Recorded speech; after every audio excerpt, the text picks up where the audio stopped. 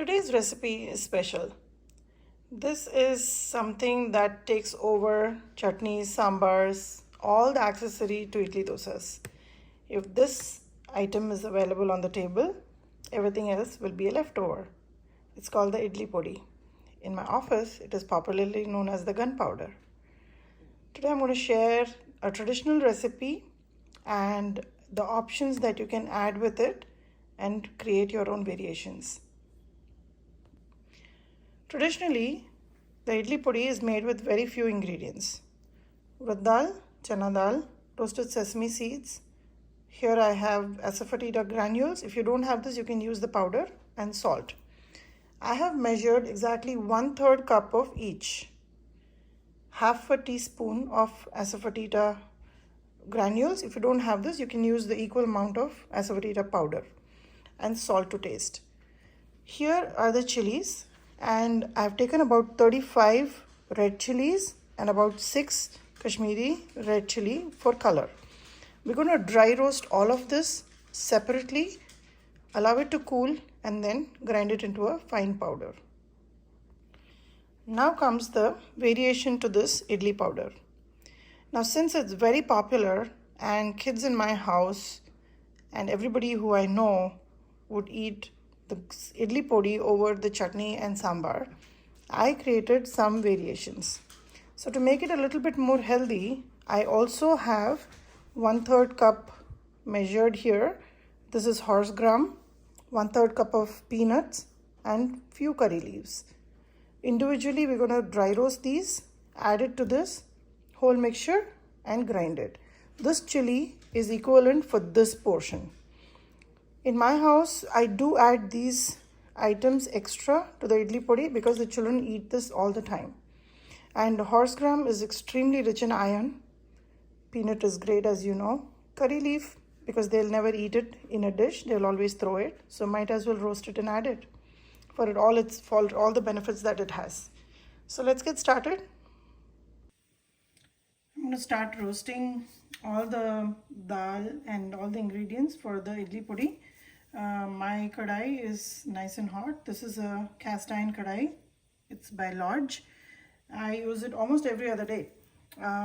Let's start with chana dal. The kadai is nice and hot. One at a time, we're going to roast each item and allow it to cool before we make a coarse powder. It should not be a very coarse powder, at the same time not a very fine powder either. So we'll go over the texture of the powder when we finish roasting all of this and when we grind it. So I'm going to take one at a time, roast it till it's golden brown. Don't keep it at a very high heat because it can tend to burn. And with cast iron kadai, you got to be careful and regulate the heat. Mine is at medium heat, and this is good enough for me to slowly start roasting the ingredients. As you notice, the chana dal is roasting away nicely. Here I'm going to also add the sesame seed and the curry leaf along with it and roast it. Sesame seed is already roasted and curry leaf requires very little time to roast away. So this stage of chana dal is perfect to roast all these things together. It will barely take a minute or less. The sesame seed is just getting puffed up again because I'm using a pre-roasted sesame seed. You could always use the black sesame seed. It has better health benefits. Here in my house, I just have this in hand, so I'm using this one.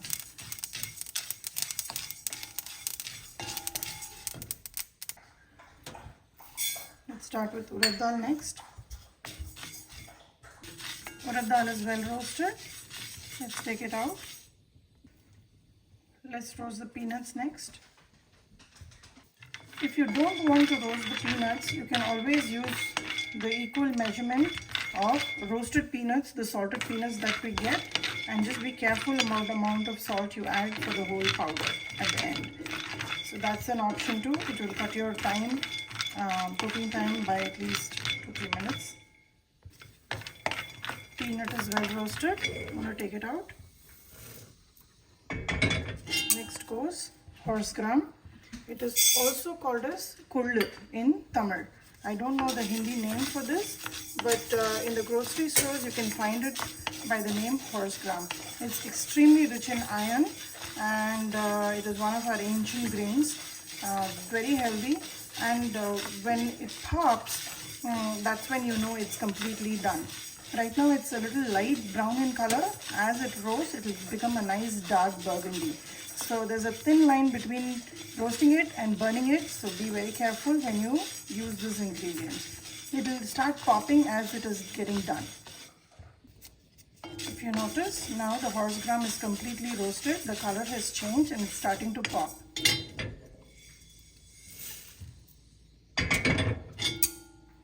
Next comes our asafoetida. For asafoetida, I'm just going to add 1 or 2 drops of oil in the kadai.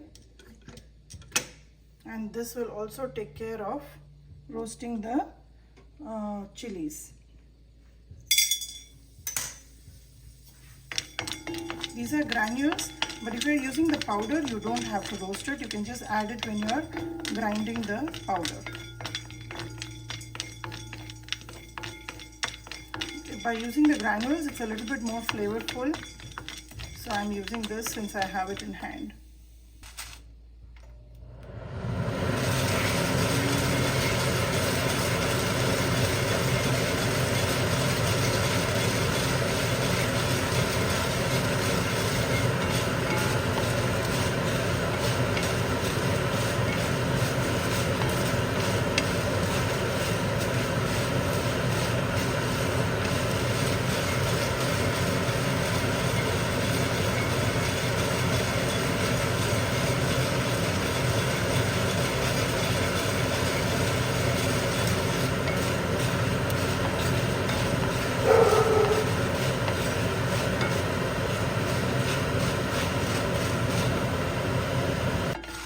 The chili is nicely roasted. They've all puffed up, and I'm going to remove it from the fire.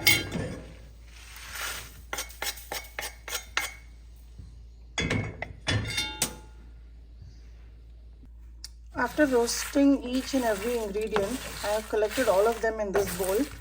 I did add about half a teaspoon of salt when I was roasting the red chilies. Now I'm going to go ahead and add another teaspoon of salt. Let me go ahead and measure it and put. So here is one more half a teaspoon of salt. So together I put about 1 teaspoon so far. After grinding, I'll just taste it and see if I require a little bit more, I can add it. So this powder, the chilies are well balanced with the amount of dals and sesame seed that I've taken.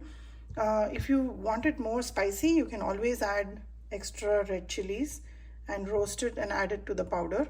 If you think this measurement is a little difficult for you to understand the number of chilies, you can always add about half a cup of red chili flakes. Just roast it real quick in the hot kadai and pour it with the ingredients, let it cool, and you can use it. But give it a try with these measurements, it will come out really well.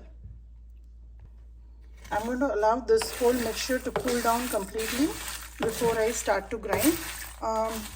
We don't want to grind it hot because the peanut will release oil and the sesame seed will also release oil. The powder will become very clumpy. At the same time, we don't roast everything together also, because each and every grain and dal has its own time to roast. If you put everything together, the urad dal may burn by the time the chana dal may even roast.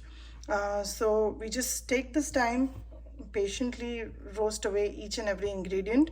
It doesn't take time. It took me about 10 minutes to do the whole thing, and I'm going to leave it alone right now to cool down. All the roasted grains and the chilies are all now cool. They're very cool to touch. Make sure that all the curry leaf is well roasted. It should be really crunchy, and all the chili should be nicely roasted. They should just crack open when you try to split it. I'm going to go ahead and add all the chilies first to my blender jar, and then I'll give it a couple of pulses to break it down before I add all the other grains. I'm going to give it a couple of pulses, crush it down before I add the rest of the grains. Chilies are nicely ground. I'm going to add the rest of the roasted dal.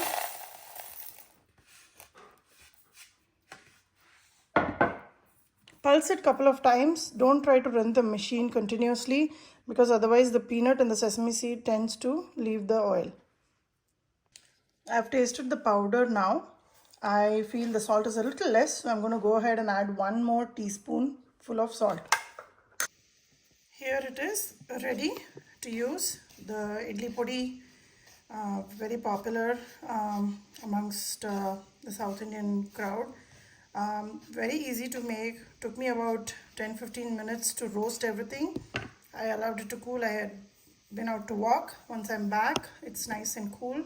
I have gone ahead and ground it. It's not a fine powder, a little coarse, and it goes best with idlis and dosas.